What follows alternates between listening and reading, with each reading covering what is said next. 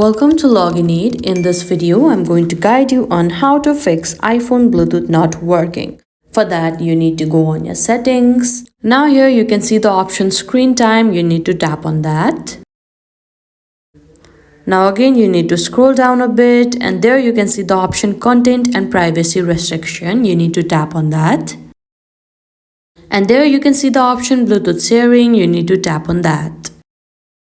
Make sure your option is in allow changes.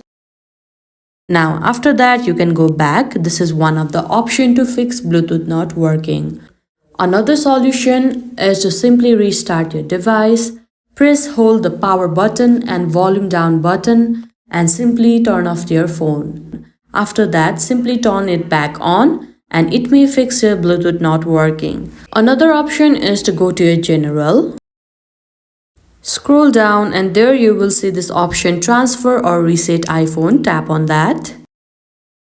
Now here you need to simply tap on reset. Now you need to choose the option reset network settings. This kind of box will pop up. All you need to do is tap on reset network settings. And these are some of the process that you can follow in order to fix your Bluetooth not working issues. I hope you found this video helpful. Don't forget to like this video and subscribe our channel Login Aid. Thank you.